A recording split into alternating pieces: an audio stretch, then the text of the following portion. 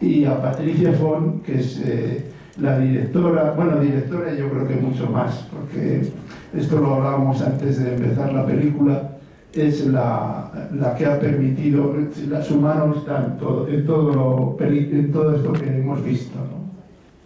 Agradezco también a la empresa, al D7 de los cines, porque ha hecho posible pues esto, que estemos aquí tantas personas viendo una película tan hermosa y además hablando posteriormente, bueno, pues de cine, de educación, de memoria histórica, de estas cuestiones tan importantes. Incluso a la Facultad de Educación, de la que soy profesor, por haber colaborado también con esta actividad. Bueno, quiero presentar a las dos personas que están conmigo. Bueno, José Antonio Abella, yo creo que es segoviano, lleva aquí un montón de tiempo, aunque haya nacido en Burgos, pero es segoviano, y bueno, pues se le conoce porque es un hombre renacentista, traspasado a este siglo XXI, médico rural, además, que esto también tiene que ver con lo que hemos visto en la película. Es escultor, ya conocemos ahí bueno, podría citar esculturas, pero no lo voy a hacer, ya sabéis, una que es muy conocida y cada vez más conocida, que es la de El Diablillo, ¿no? Y luego es autor de muchas novelas, algunas de ellas muy premiadas, pero yo creo que tampoco lo voy a citar, lo voy a decir para no hacer esto más largo. Es el autor del libro Aquel mar que nunca vimos, en el que, bueno, yo no sabría decir si es una novela, creo que no es una novela, aunque tenga una parte de ficción, y bueno, pues hace un viaje en él muy parecido, no sé, he dicho muy parecido, probablemente no sea muy parecido, pero que tiene alguna similitud con el que ha hecho Ariadna en la película, ¿no? Aunque él realmente está buscando una historia de su pasado, puesto que fue médico, su primer destino, en julio del año 1979, allí llegó un médico rural que tenía su primer destino, sin carnet de conducir, le tuvo que llevar su padre allí al pueblo, y estuvo pues 4 años de médico en Bañuelos de Bureba. El libro precisamente arranca contando que en los 4 años que estuvo allí José Antonio nunca oyó hablar de este ser humano extraordinario, Antonio Benalles, que se nos ha presentado en esta película, ¿no? Nunca oyó hablar de eso. Por eso inicia el viaje para volver a Bañuelos de Bureba tantos años después y buscar la historia de este maestro. Y Patricia Font, que es... Bueno, yo ya me he enterado de que más que directora es guionista y ha trabajado en muchas cuestiones del cine. La tenemos aquí sentada, es ganadora de un Goya, en el año 2015 al mejor cortometraje de ficción. Y como sabéis, esta película también, bueno, ha dirigido episodios de series y ha dirigido también otra película, una comedia romántica anteriormente. Y esta película ya sabéis que estuvo nominada a 5 premios Goya. Bueno, tiene el premio Gaudí del público. El premio Gaudí es el premio de la Academia de Cine Catalana. Y bueno, pues yo creo que el premio del público ha reconocido esta película, que yo creo, y ya empezamos a hablar, ya dejo de hablar yo para que empiecen a hablar ellos. Hablaremos las personas que estamos aquí, pero después daremos paso a cualquier intervención que se quiera realizar. Y una cuestión previa antes de empezar: esta película, que yo creo que se ha quedado gente sin ver, mañana se puede ver. Mañana hay una proyección, creo que a las 6 de la tarde, en estos mismos cines. Entonces, bueno, pues si hay alguna persona que conozca que se ha quedado sin ver la película, pues pueden verla mañana. Cuando hemos entrado en el cine, en realidad, antes de entrar en el cine hemos estado hablando. Y una de las cuestiones de las que hemos estado hablando es que, bueno, aquí es una película que en realidad se desdobla. Pues se puede desdoblar porque hay 2 historias paralelas en tiempos diferentes, y que se refieren a dos cuestiones que son diferentes, pero que hay que rescatar porque nuestro cine tiene muy poco en las dos cuestiones. Hay una película sobre la memoria democrática, que es este viaje que realiza Ariadna, que es la que la protagoniza, y hay otra película que es sobre educación, que está centrada en el personaje del maestro, este maestro seguidor de la técnica de Freire, Antonio Benayes. Y no sé por qué esta cuestión de tener dos historias que se van entremezclando continuamente en esta película. ¿Por qué? Sí. Pues en el momento en que yo entro en este proyecto ya hay un guión escrito y sobre todo está bien desarrollada la trama del maestro de 1935 y es la que tiene más documentación y más peso en la película.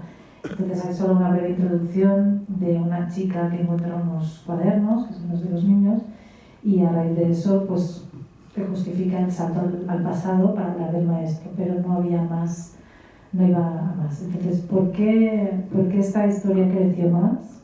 En realidad fue por necesidades económicas. Primeramente porque es una película con un presupuesto muy modesto para hacer época.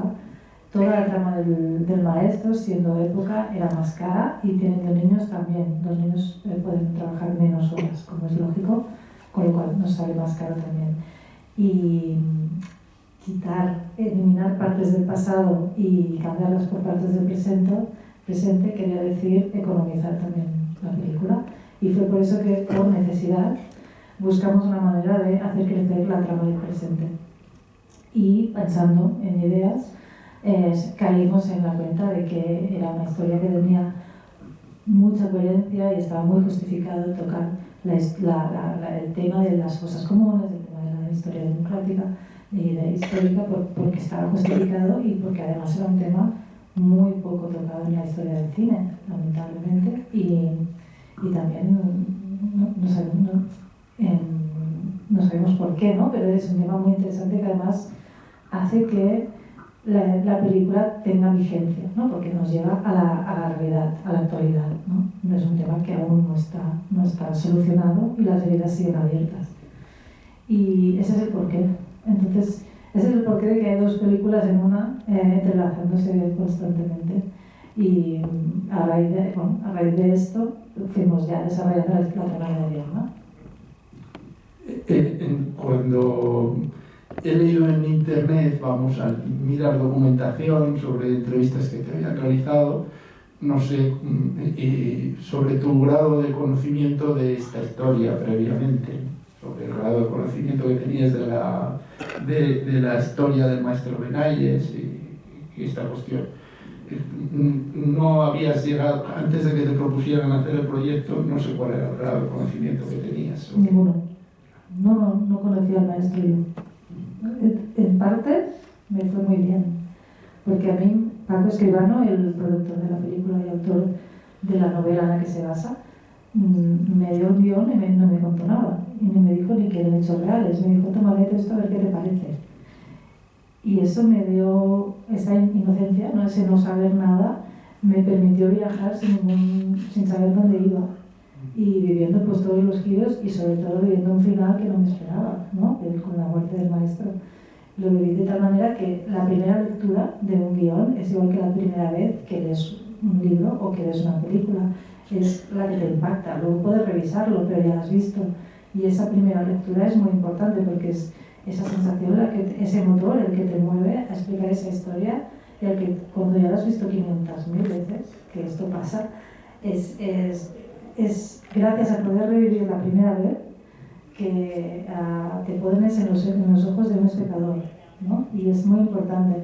Entonces, si Paco hubiese dicho, es la historia real de un maestro que al final lo matan, pues me hubiese chapado la historia, ¿no? Así que yo agradezco no haberla sabido. ¿Y tu aproximación a la historia, José Antonio? Tú has comentado que cuando yo fui médico, casi 5 años, en Maneras de Moreva, nadie me contó esta historia. Pero es que todavía era un momento en el que no se hablaba de estos temas. Yo empecé a trabajar en pañuelos en el año 79 y no olvido que trabajando allí hubo un golpe de Estado en el año 81 en España. Era todavía el momento, como dice uno de los alumnos, que en realidad se llama Antonio, era época de tener todavía el morro atado. Entonces, es un tema que nadie lo tocó y Cañuelos era una aldea muy pequeña y muy pobre, ¿no? Yo pasaba consulta en la casa del alcalde y para mí era molesto porque requiere cierta intimidad el acto médico. Y yo pedí que me acreditaran en la escuela que ya no había niños. Y me dijeron que no podían porque no tenían recursos económicos para hacer el consultorio en la escuela. De haber podido conseguir esto, que sí que lo conseguí en otros de los pueblos que atendía, me hubiera enterado seguramente de la historia del maestro, porque no se conservaban libros que fueron del maestro en la escuela, que yo los he visto en Manuel Oscar. Y mi acercamiento, de todos modos, fue por Paco Escribano, por el productor de la película, porque un día oí en la radio mencionar a Carlos de Huelva, y claro, presté atención, y me entero de la historia, y me costaba creerlo. Digo, caramba, después de casi 5 años y nadie me lo contó, pero lo he entendido muy bien cuando he vuelto a Bañuelos, porque era un tema que no se hablaba, porque no se hablaba ni en las casas. Sí, sí. Esto, bueno, es una cuestión que queda muy acreditada en el libro, está perfectamente documentada como lo que vas encontrando, ¿no? Y hay una parte en esta historia, por volver, ¿no? Esta parte, a volver al maestro Antonio Benayes, que a mí me parece que está extraordinariamente reflejada la parte educativa, ¿no? Porque hay un maestro que está en un pueblo que no tiene carretera, ni agua potable, ni agua corriente, ni luz eléctrica, pero tiene una imprenta en la escuela y un gramófono, ¿no? O sea que esto está muy bien reflejado, y ese amor por los niños, que yo creo que está muy conseguido a lo largo de todas las escenas, ¿no? Yo creo que eso se ve con las palabras que tiene el maestro y con el trato que hace, ¿no?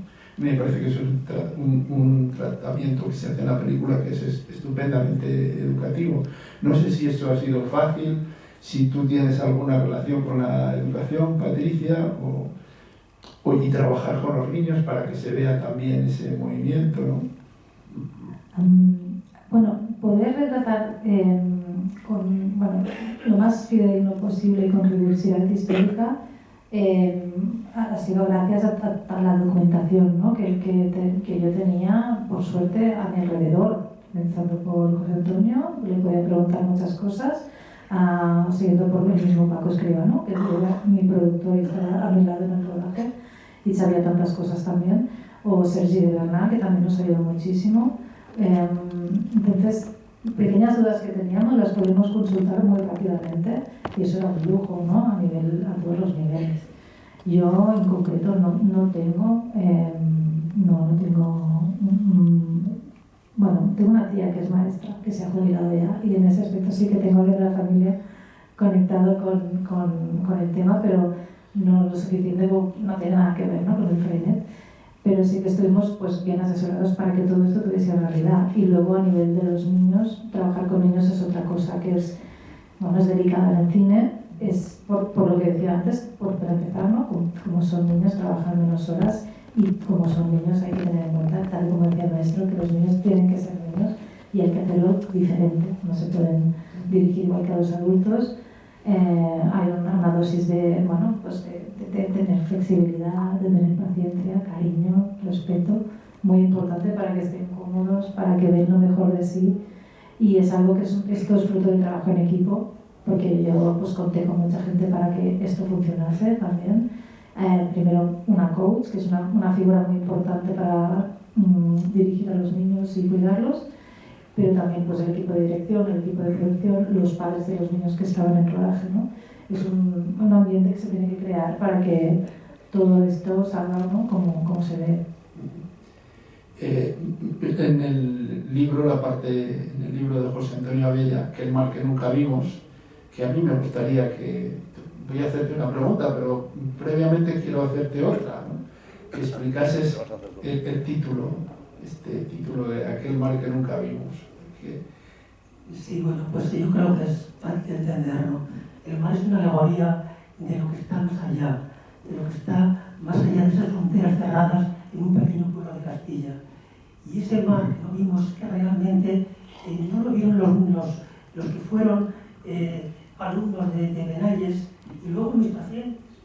Porque yo cuando llegaba en los años 39 eran todos más jóvenes de lo que yo soy ahora. Y entonces no me hablaban, pero cuando he vuelto después, ellos sí que me hablaban del maestro, los que vivían, que eran 5 o 6 nada más los que vivían ya. Y todos me hablaban con emoción, con lágrimas en los ojos. Se acordaban perfectamente del maestro. Y estoy saliendo un poco de tu pregunta, pero es por el tema emocional de la huella que puede dejar un maestro en unos niños. Me decían, cuando venía él pasaba todos los fines de semana en Briviesca, porque ahí tenía un círculo intelectual más afín y porque ahí tenía también la novia. En la película está muy bien tratado, porque aparecen en 5 escenas, si no me equivoco, unas chicas con las que él baila y hace, bueno, la novia es para él, claro, era muy importante tener la novia en Briviesca. Entonces él iba a Briviesca muy a menudo por esa razón. Por esa razón y por lo que digo del círculo intelectual con el que se movía, ¿no? Todo un círculo socialista, porque él fue de los fundadores de la Casa del Pueblo de Briviesca. Eso por una parte. Y volviendo al tema del porqué del mar, ese símbolo, es que yo mismo puedo decir que ese mar de la esperanza no le vi en la escuela. Por supuesto que estos alumnos lo vieron mientras estaba Antonio Benalles, pero luego lo dejaron de ver. Entonces, es una alegoría, es hablar como un símbolo de ese mar que muchos no hemos visto en nuestra educación. Esa frontera más amplia que nuestro reducido núcleo rural donde nos movíamos. Aquí tengo los cuadernos que creo que son los mismos que utilizasteis en la película. Son los cuadernos que se hacían en la Escuela Nacional Mixta de Bañuelos de Bureba. Y bueno, no sé si podéis comentar alguna cosa sobre la recuperación de estos cuadernos, ¿no? Bueno, la edición es tradicional, la hice yo, la edición. Gracias a que la familia de Antonio Benalles, o Antonio Benalles, como todo el mundo le conocía en Bañuelos y como le llamaban sus alumnos, pues la familia guardó todos los ejemplares, menos falta uno, falta el primero. El primero yo lo reconstruí, pero no de forma gratuita, porque lo que sí que se conserva son los manuscritos de los niños que iban destinados a hacer el primer cuaderno, que Antonio Benalles, la revista de educación, la imprenta de la escuela, comenta que el primer cuadernillo trata sobre Briviesca. Entonces, yo tuve en mis manos ese primer cuadernillo rescatado del fuego, no sé si tengo un teléfono, disculpad que tengo el mío. Entonces, una alarma. Como decía, no es una recreación ficticia, sino es de unos textos manuscritos que en el año 41 se quemaron en la hoguera pública. Esta es una pequeña discrepancia en la película, ¿no? Esa hoguera que se hace con el maestro presente no fue real, pero creo que funciona mucho mejor así que como si se hubiera grabado pensando que fue 4 años después. Fue cuando fue la quema real de los cuadernos. Entonces un niño de Bañuelos rescató este ejemplar de las llamas y es el ejemplar que yo tenía en mis manos para recrear el primero de los cuadernos. En la película hay una escena que está indirectamente relacionada con Segovia, y yo lo vamos a contar. Es la escena de cuando que aparece la estufa y están reunidos en torno a la estufa y están leyendo Platero y yo. Precisamente ese escrito sobre una lectura de Platero y yo, que lo hace Antonio Benalles y lo manda a una revista que se llama Escuelas de España, que es una revista que nació en Segovia en el año 1929 y que estaba dirigida por 3 maestros segovianos, 3 maestros rurales, Pablo de Andrés Cobos, David Bayón y Hernán, que era otro de los 3 maestros, y que además, bueno, pues esa revista tenemos aquí con nosotros a a Rosa Ortiz, a la doctora Rosa Ortiz, que ha hecho una tesis doctoral estupenda sobre esa revista, ¿no? Es el último texto que conocemos que se publica publicado por este maestro, ¿no? Y es en esa revista. Y yo he visto cómo está tratada esa escena en la película y es justamente lo que se describe. Es un texto delicioso, ¿no? Escolar. No sé si nos podéis contar algo de la grabación de esta escena, de cómo... Bueno, esta secuencia se escribió en guión, sí, basándose en lo que habéis escrito en cuadernos, porque contaba que en invierno se ponían alrededor de la estufa tapados con mantas y leían Platero y yo. Y hoy otras secuencias de la película también las transcribimos tal cual porque sabíamos que los niños las habían descrito, ¿no? Como la del retratista que llega a la clase y pregunta si se quieren hacer una foto y dice que sí. Eso es algo que también está escrito en los cuadernos. La del inspector también, la visita del inspector de educación, que además también se llamaba Llarena, eso es real, era el abuelo del juez Llarena. O también los cuadernos sobre el mar, obviamente, todo lo que se lee al final sobre cómo creen que es ese mar es leído de los cuadernos reales también, sí. Y seguro que hay más cosas que ahora no recuerdo. El inspector Juan Llarena, que es de los pocos que aparece con nombre real en la película, realmente defendió mucho a todos los maestros de la zona de Viviesca y Miranda de Ebro, que era la demarcación que él era inspector de enseñanza. Yo tuve el placer de contactar con la Juan Llarena, que en Cataluña, bueno, tiene quizá otra fama, ¿no? Pero fue tremendamente amable conmigo y yo quería localizar en los escritos de su abuelo, de Juan Llarena. Juan Llarena, insisto, cuando en las películas ella conocía a Benavides, que tenía viajes de estudios juntos. Y, insisto, en todos los documentos consultados, él defiende a sus maestros a muerte. Los defiende a todos como magníficos profesionales. Cuando ya había que jugarse un poco el pellejo para defender a algunos, como Antonio Benavides. Y es verdad que al final se hizo suscriptor de los cuadernos. Eso no se dice en la película, pero es verdad que al final acabó bien para él esa inspección. Sí, acabó bien. Mencionaba la revista Escuela de España con raíces segovianas, un pequeño detalle, ¿no? En el cenotafio de Benavides, el cenotafio es la tumba que no tiene cadáver, porque el cadáver pues, no ha aparecido, los restos no han aparecido, ¿no? Se depositaron una serie de objetos simbólicos y uno, que deposité yo, es un ejemplar de Escuela de España con Platero. Es que publicara este último texto en la revista de Escuelas de España no es ninguna casualidad.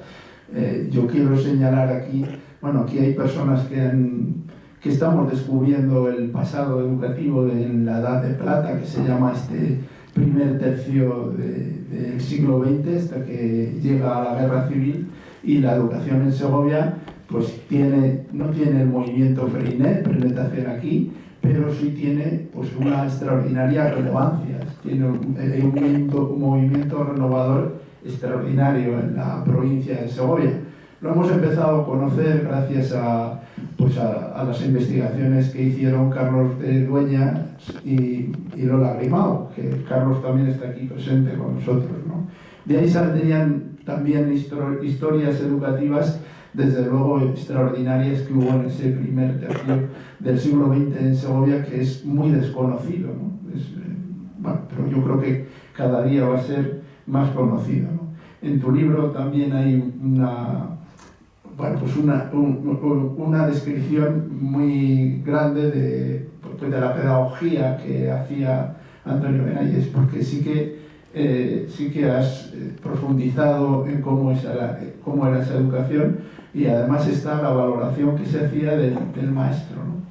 Que precisamente luego pues todo eso se silencia, se pierde. Es una pérdida educativa extraordinaria, ¿no? Aparte de una pérdida humana que vino con la Guerra Civil. Bueno, alguien ha definido, yo creo que con acierto, hay algún autor que habla que la Guerra Civil la ganaron los curas y la perdieron los maestros, ¿no? Que yo creo que esto está muy bien reflejado en la película.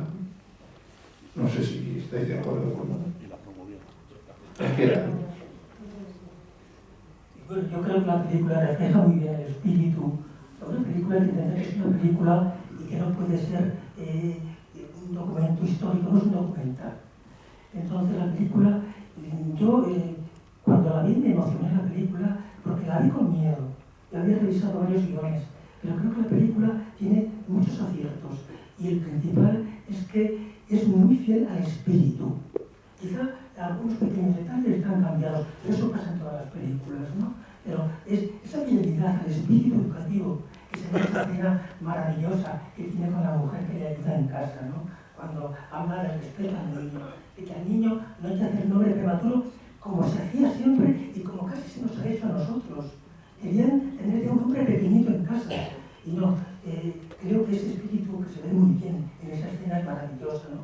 Porque en muy pocas palabras reproduce todo el espíritu educativo del movimiento Freinet, ¿no? Y por supuesto de Antonio Naejes, que era un maestro extraordinario. Y lo digo porque después de tantos años, lo decía antes, es que los alumnos lloraban al recordarle, lloraban.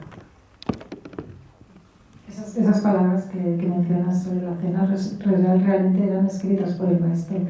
Esa parte en la que habla de que los niños tienen que ser niños. Dice, los niños tienen que ser lo que ellos quieran, pero sobre todo tienen que ser niños. Metimos como pudimos ese texto, que es un poquito más largo, porque reflejaba la filosofía del maestro, la filosofía del Freinet, ¿no? Y de todo un pensamiento, ¿no? Entonces era muy importante meterlo en algún sitio, pero no leído, porque era un escrito que no pareciese demasiado literario, y ahí entra también la mano de Enric, del actor, poniéndole esa magia, ¿no? Lo dice de una manera con ese corazón que, bueno, te toca. Es muy bonito. Enrique hace un papelón que se sale. Sí. Sí, está muy bien, Enrique. Sí. De eso también hemos hablado antes de empezar, ¿no? Y el otro tema del que hay, y si os parece damos paso luego a las preguntas que se quieran realizar, es el de, pues de la memoria democrática. Hay una canción de Barricada que habla de España como una tierra de conejos, un país de madrigueras, ¿no? Y habla de las fosas, ¿no? La primera escena, las primeras imágenes con las que se abre la película, precisamente pues son esas, ¿no? Ahí se ve como están limpiando, desenterrando, hay huesos, hay un peine, hay un reloj. Esta idea de empezar la película por ahí, estas primeras imágenes. Bueno, eso es la manera de... Nosotros cuando vamos a la fosa, ¿no? Ya con Ariadna y vemos la dimensión de la fosa, vamos con ella, ¿no? Y allí es cuando ella se encuentra a este exalumno, que Emilio, y entramos en la historia. Entonces, no había manera de mostrar en esa secuencia, de meter como se podía meter, que se vieran que no solo había huesos, es que también, y siempre hay, objetos personales, ¿no? Que te dicen muchísimo más que un hueso que no puedes reconocer, unas gafas, una cadena, una foto, cartas, zapatos, no sé, objetos personales, con valor, sin valor, da igual, pero cosas que dicen mucho más, ¿no? Que un hueso que no puedes reconocer. Y fue dándole vueltas a cómo podemos enseñar esto, aunque sea un poquito, a que pensamos, oye, los títulos de crédito es un momento, ¿por qué no? ¿No? Está justificado y luego cuando entramos ya a la fosa ya lo hemos visto, ¿no? Ya está ahí, no hace falta recrearlo, porque ya está visto. En el libro también está este tema, claro. En aquel mar que nunca vimos también, y tú además tuviste la oportunidad de hablar con personas que están muy relacionadas directamente en este recorrido que haces. Yo creo que un gran mérito de la película está en el tratamiento justamente de esas dos historias. Yo tenía mucho miedo cómo se iba a hacer esto. Creo que Patricia lo ha hecho con una mano exquisita. Porque sí, son dos películas, pero no lo parecen, parece una película. Está tan bien llevado, está tan bien fluida una con una historia con la otra, que mi impresión no es la de ver dos películas distintas, es la de ver una sola película. Y puestos a dar importancia, doy más importancia al tema de las fosas, porque tú lo decías antes, Patricia, es un tema vigente, es un tema no cerrado, y mientras no está cerrado este tema, no podemos hablar de una reconciliación, no podemos hablar. No hace mucho, cuando antes contigo, escribía Andrés Tapiello, que una guerra civil tarda 100 años en pasar.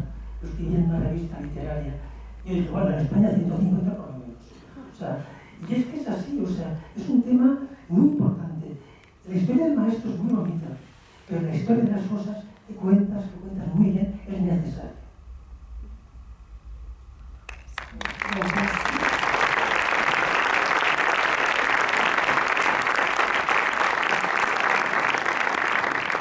Es necesaria y además está muy poco abordada en el cine. Y yo he escuchado comentarios de que otra película sobre memoria histórica. Entonces, claro, tiene uno que hacer muchísima memoria para... No sé cómo se han hartado de tanta película sobre memoria histórica cuando no las hay prácticamente, ¿no? En el cine. Bueno, en este momento, además, que es sangrante, en muchas comunidades se ha echado por tierra la ley de memoria histórica. La última Aragón, Castilla, al principio, Cantabria, muchas comunidades. Es algo bochornoso. Es algo que tiene que cerrarse de una vez, que no puede quedar, porque es una herida abierta, no es una herida enterrada, es una herida abierta. Bueno, somos memoria y este es un tema además de dignidad y de derechos humanos, no hay otra cosa. Desde aquí no vamos a ver muy bien porque nos dan las luces, pero si os parece abrimos ya el turno de preguntas y cualquier cuestión, cualquier observación que queráis realizar. Os llevo el... Qué lejos, casi.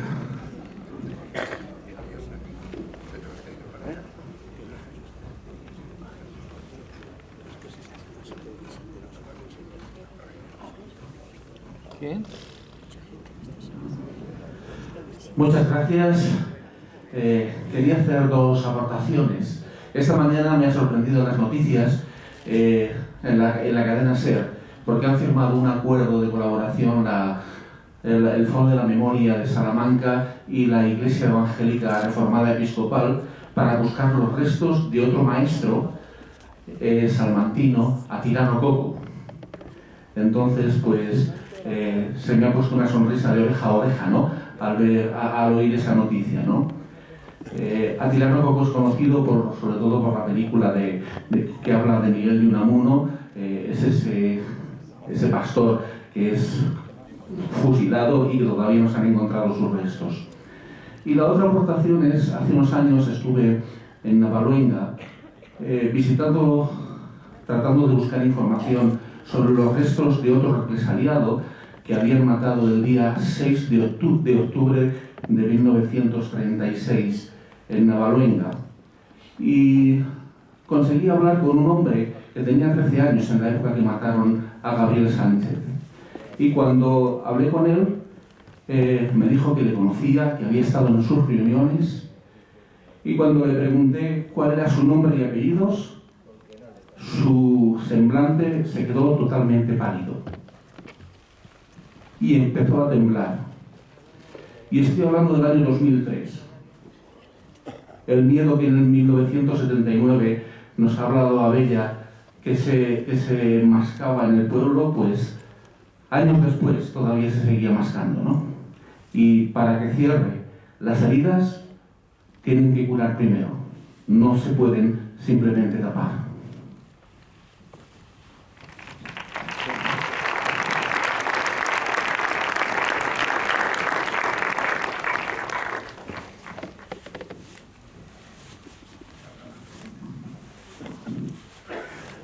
Sí, vaya. Buenas tardes. Quería preguntarle al señor Abella si me podría decir qué diferencia había entre las visiones pedagógicas y la pedagogía Freinet. La pedagogía Freinet se basaba en la enseñanza a través de la imprenta. Los niños aprendían a leer y a escribir viendo cómo otros compañeros componían y hacían esas revistitas que no eran patrimonio solamente de Antonio Benálgez. Había muchas escuelas en España y fuera de España que utilizaban ese método, y algo que también se ve en la película, que lo cuenta muy bien, es cuando el maestro les enseña las revistas que reciben de Francia, de Bélgica, de México, porque eso también era abrir el horizonte de los niños, ¿no? sus revistas se enviaban a otras provincias de España y a varios países del mundo, que a su vez recibían revistas de esas provincias y de esos países. Era como por hacerles sentir importantes a los niños, hacer que cumplían, que no solamente iban a aprender de forma pasiva, sino que ellos eran un poco los actores de su propia educación. Porque la educación y las revistas, el maestro intervenía muy poco para corregir faltas de ortografía y poco más. O sea, entre todos votaban, o sea, cuáles eran los textos que se iban a publicar en cada una de las revistas, ¿no? Claro, las misiones pedagógicas eran otra cosa, ¿no? Eran llevar la cultura por España con grupos de actores, de poetas, de músicos. El tema Freinet tiene poco que ver con eso, pero sí, como digo, con hacerles protagonistas de su propia educación a los niños y hacerles sentirse algo más que esos seres de los que nadie les hace caso, ¿no? Como niños cuando no son hombres, ¿no? O sea, hacerles caso como niños que son. No sé si he respondido con esto tu pregunta, más o menos. Muchas gracias. Como ha salido, bueno, a mí sí que me gustaría hacer una precisión sobre todo esto. Yo dije antes que aquí en Segovia no tuvimos movimiento Freinet, pero sí tuvimos una de las características que ha dicho José Antonio, esa apertura, desde luego, a técnicas y a métodos absolutamente renovadores y una perspectiva internacionalista. Los maestros y maestras también, segovianas, pues gracias, por ejemplo, a las pensiones, a financiación que tenían de la Diputación Provincial, visitaron las escuelas más modernas de la época, más renovadoras, las escuelas españolas y las escuelas de Bélgica, de Francia y de Suiza, y estuvieron con los principales pedagogos de la época. Todo eso también lo tuvimos aquí. De hecho, por ejemplo, se habla mucho del trabajo por proyectos, y quizá mucha gente, incluso maestros y maestras que estén aquí, no sepan que en el año 1934 uno de esos maestros rurales que trabajaba en Segovia, David Bayón, publicó un libro que se llama El método de proyectos, donde cuenta 5 años de trabajo por proyectos que había realizado él. ¿Qué fue lo más complicado de la película? ¿Pero qué fue lo más complicado? Perdona, Gerard, Sí. para volver a la película, ¿qué fue lo más complicado que te surgió en el rodaje o para enlazar las historias? En el rodaje. Bueno, es una película compleja en general, es difícil escoger, porque lo que era realmente complicado es una cuestión siempre de tiempo. Siempre es el tiempo que tienes para hacer las cosas, que tiene que ver con el dinero que tienes que hacer las cosas. Si tienes poco presupuesto, tienes poco tiempo. El rodaje es el proceso más caro de una película.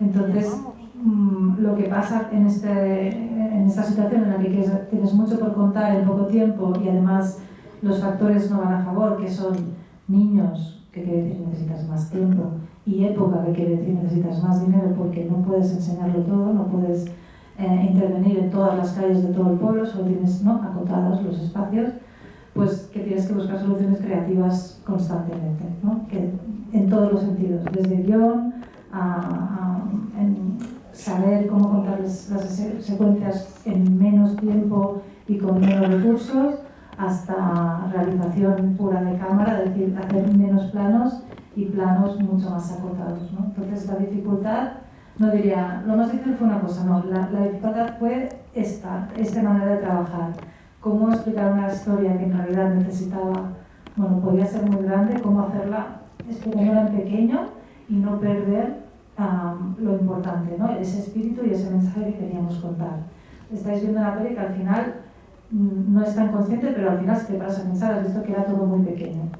El pueblo eran calles pequeñas, estrechas, la plaza es pequeña, la clase es pequeña, las casas son pequeñas, y eso no es casual, es porque no podíamos abrir más. No podemos hacer una clase con tantos niños como la realidad. La realidad, en esa foto hay 18 niños, nosotros teníamos 10 porque no podíamos tener una clase tan grande y tantos niños. Y esto se extrapola en todo, en tantos figurantes, en tantas calles, en tantos decorados. Bueno, ¿qué pasa? Que al final piensas soluciones creativas para contar lo mismo, pero con menos. Y el resultado y el peligro es, esperamos que al final no se note, no sea demasiado, ¿no? Que cuele y hayamos podido contarlo todo muy bien. Voy.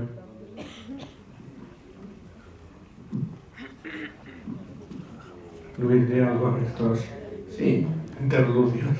sí, si le puedo pasar yo el micrófono. Bueno, buenas tardes. Me voy a robar que hablo con conocimiento de causa, porque es la segunda vez que veo la película. Entonces yo ya no venía con la expectativa de que iba a ser la película.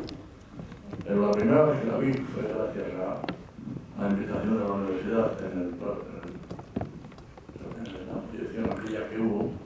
Sí que vas con la expectativa de ver una película sobre un maestro de la guerra, vamos, de la represión. Y no puedes, no tienes más remedio que traer antecedentes. Y se te viene sin más, sin poderlo evitar, no sé por qué las evitar, claro, la de José Luis Cuerda, la de La lengua de la mariposa, hecha sobre don Gregorio, un maestro de Ribadeo, y sobre la novela sobre los escritos de Arriba, ¿no? Bueno, pues, en fin, esta película es magnífica. No sé por qué usted esté delante, es magnífica.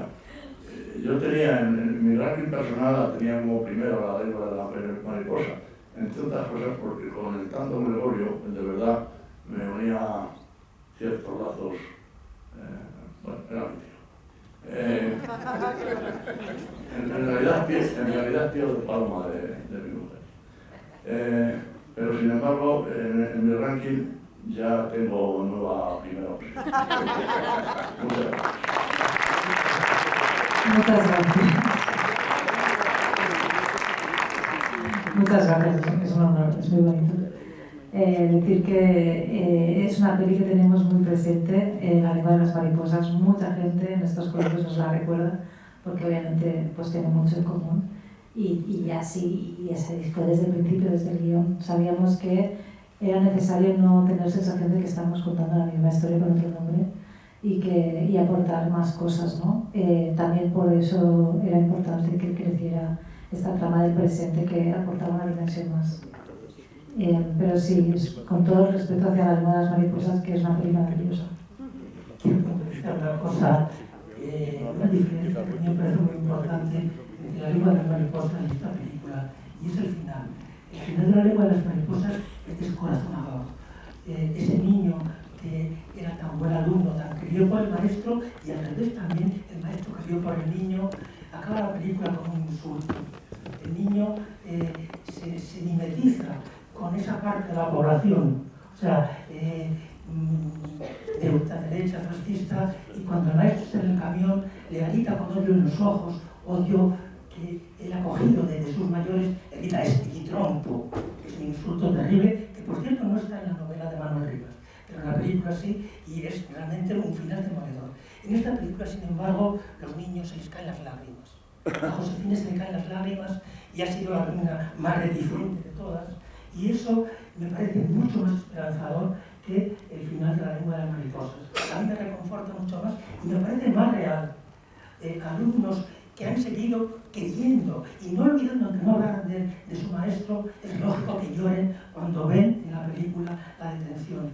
No es lógico que adopten la postura de los franquistas y les insulten también, diciendo que es un antipatriota y ese tipo de cosas que se dicen, ¿no?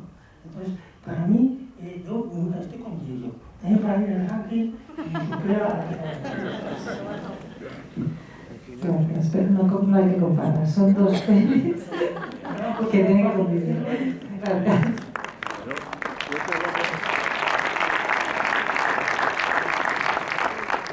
No era mi intención sacar a debate los pormenores de las dos películas, porque mi sentimiento por esta película es eso, un sentimiento, y mi ranking viene más de sentimiento que de análisis de escenas.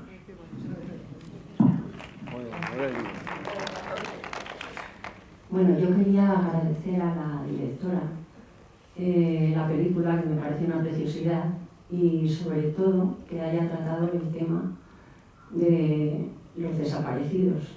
Es un tema muy actual, está muy abierto, somos muchas las familias que todavía tenemos esa herida ahí. Yo soy nieta de un alcalde de un pueblecito de Valladolid, Venceslao Paniagua. Y bueno, pues me parece que lo habéis tratado muy bien y te quiero agradecer que se refleje ahí, porque efectivamente creo que falta mucho en el cine que se siga reflejando, que la gente no lo olvide y que no tenemos resentimiento, simplemente queremos saber dónde están, nada más. Gracias.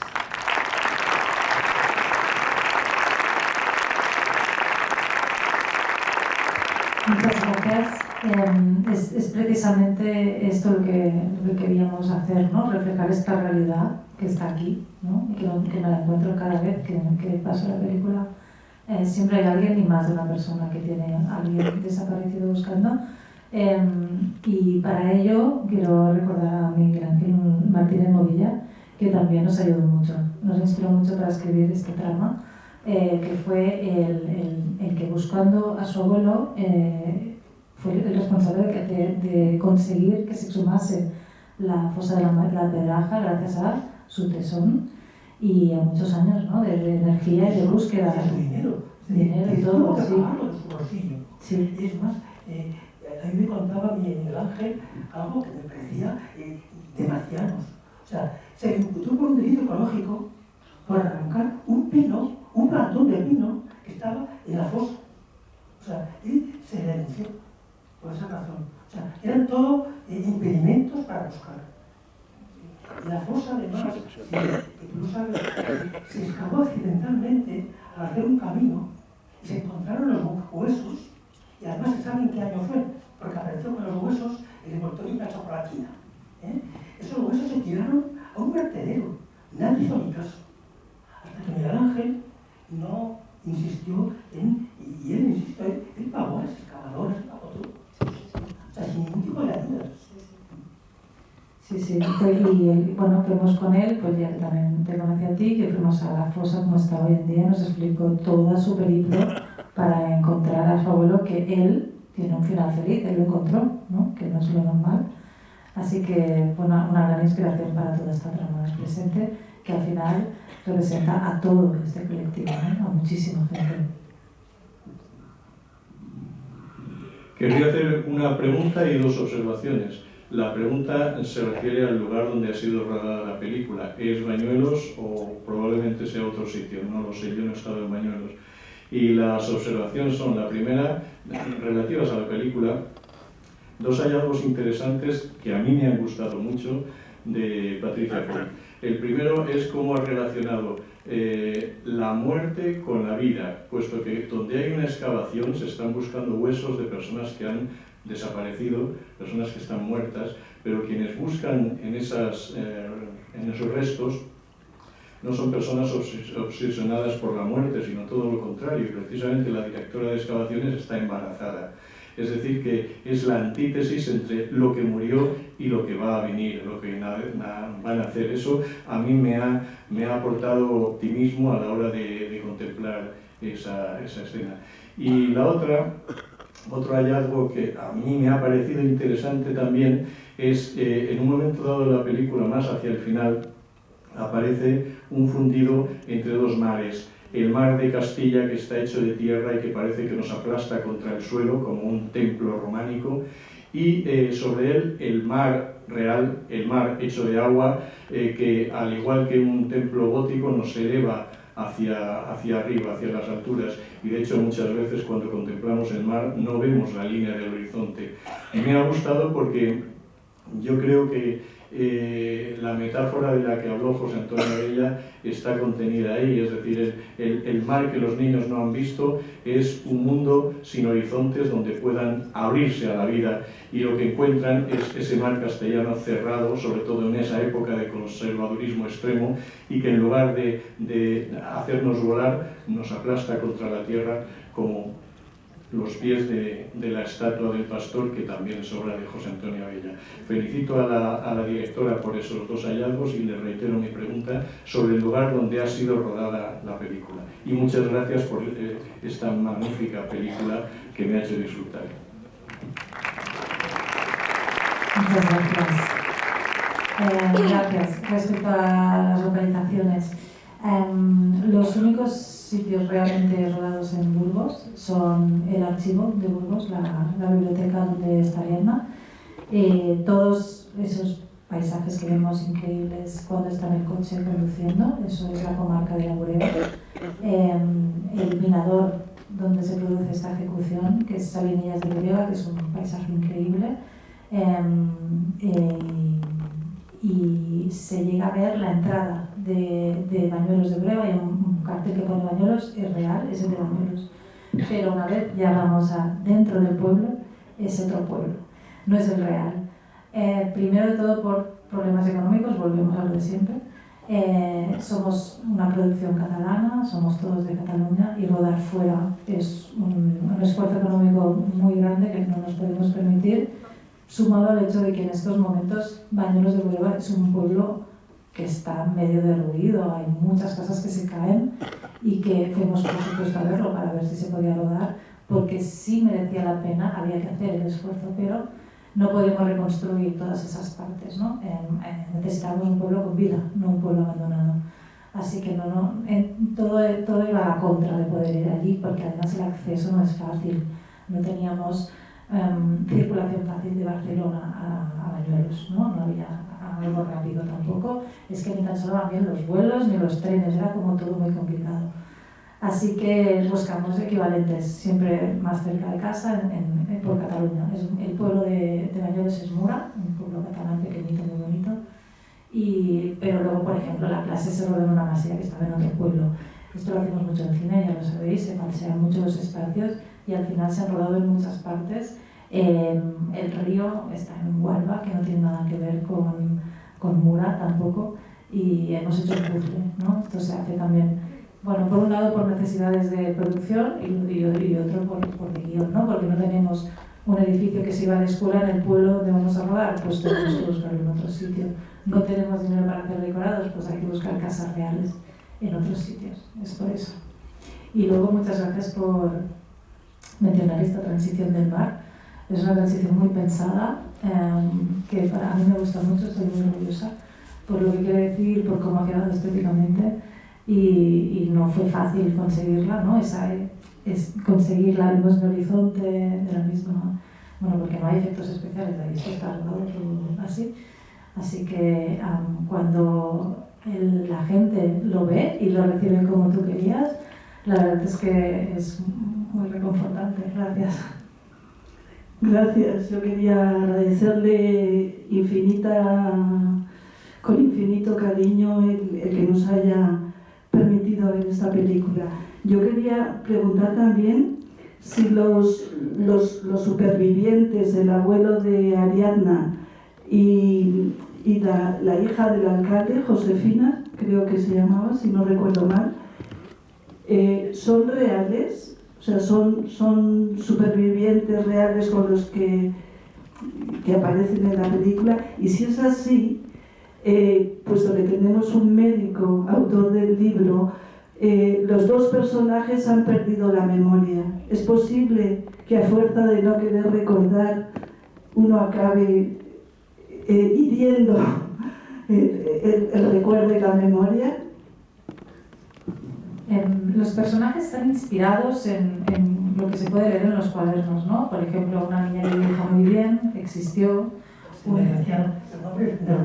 Los nombres no podíamos usarlos, los cambiamos, ni tampoco son exactamente ellos todos, ¿no? Hay como partes, él lo conoce mucho mejor, lo puede explicar, pero también sabemos, por ejemplo, que había un niño que vivía con el maestro y lo queríamos reflejar, y eso es verdad, pero luego no es, obviamente, pues el abuelo de alguien que ahora está buscando a alguien, ¿no? Pero hay partes que nos inspiraron, pero lo puede contar mejor José. Hay un detalle muy emotivo. Los niños que todos están cambiando el nombre, Josefina, la niña que dibuja también, ni era Josefina ni era la hija del alcalde, era Emerenciana Palacios, una niña que dibujaba estupendamente. Ese dibujo de la catedral es una delicia. No eran dibujos exactamente, eran linografías. Se hacían con gubias sobre planchas de linoleo que los propios niños imprimían en su pequeñita imprenta, ¿no? Y como digo, están cambiados. César, el niño que convive con el padre, no César, no, Carlos en la película, César en la vida real. Ese niño sí existió, ¿no? Pero no es exactamente la misma historia, que como tú bien has dicho bien, se sintetiza la de varios niños en uno, ¿no? Sí que no me voy a ir sin contar la historia que comentó una hermana de este niño, con la que él había muerto, pero una hermana vivía en una residencia de ancianos de Madrid con la que me entrevisté, tenía un principio de demencia senil, pero sin embargo tenía un detalle que no había contado nunca a la familia, y a mí me lo repitió el día que estuve con ella como 20 veces, que fue la detención de su padre.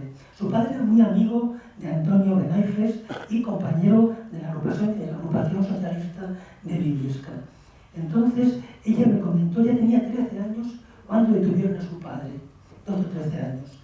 Y me contó que fue ya de madrugada, estaban acostados en casa, oyeron fuertes golpes en la puerta, su madre salió a abrir, entonces pidieron que se entregara el padre se entregó, y según se iban, la mujer le dice, que se deja la dentadura en la mesilla. Esa dentadura postiza se dejaba en un vaso de agua, y le dijeron los falangistas que le tuvieron, no le va a hacer falta.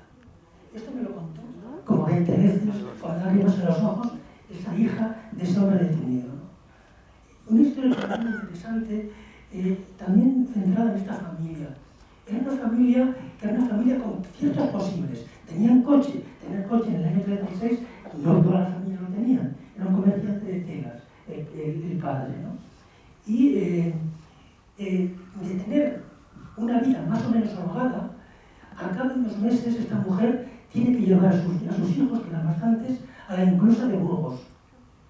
Les han requisado el coche, la tienda de ropa, y tiene que pedir una ayuda al ayuntamiento de Briviesca, que creo que fueron 29 pesetas, para poder llevar a sus hijos al hospicio de Burgos.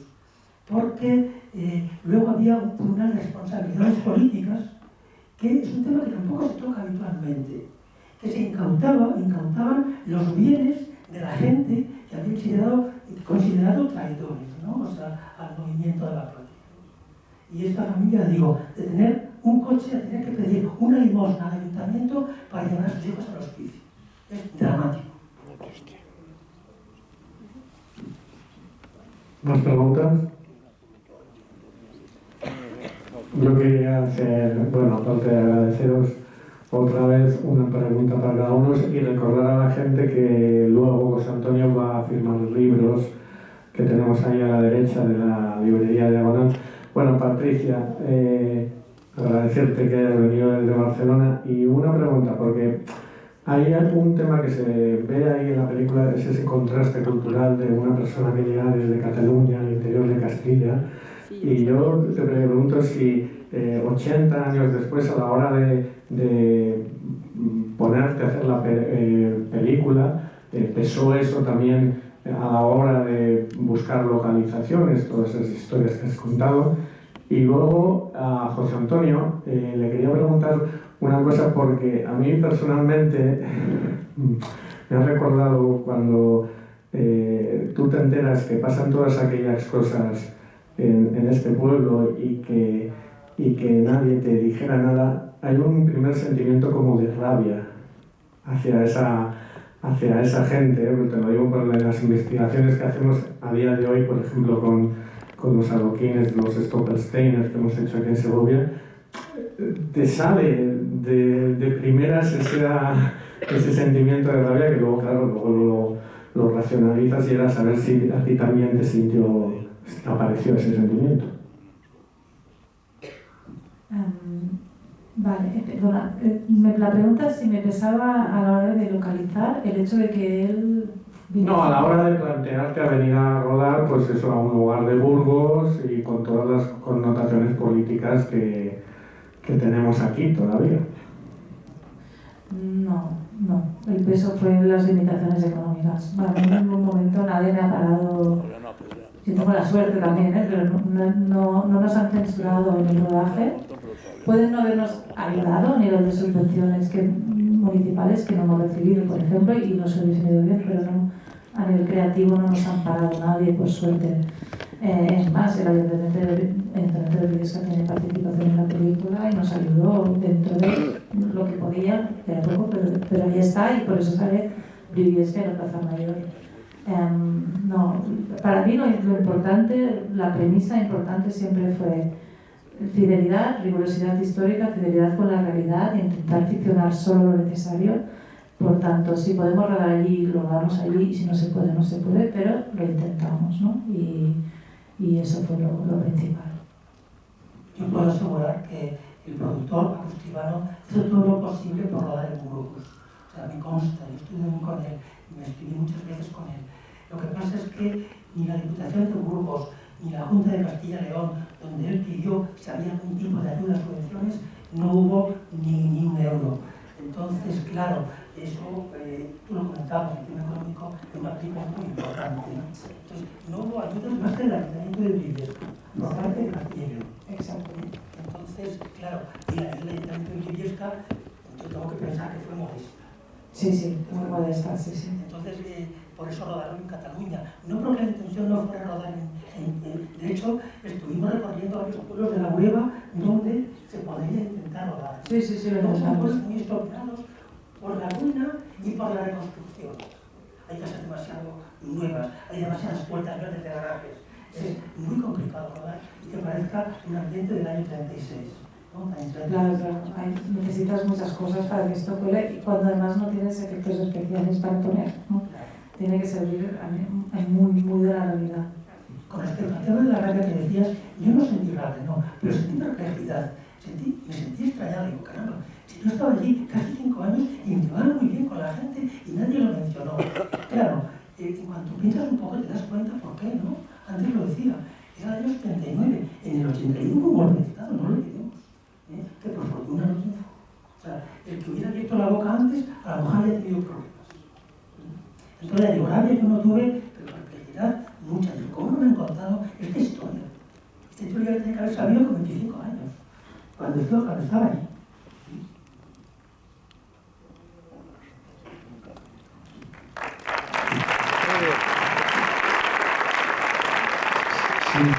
Si queda alguna última cuestión que se quiera realizar. Pues exactamente, gracias a todos ustedes por haber venido y especialmente pues a Patricia y a José Antonio. Muchas gracias a todos. Gracias.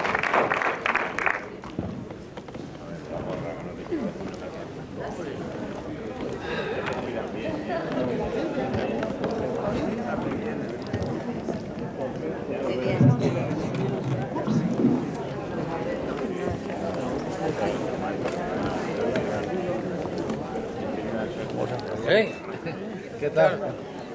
¿Y si la calle dinero? ¿no?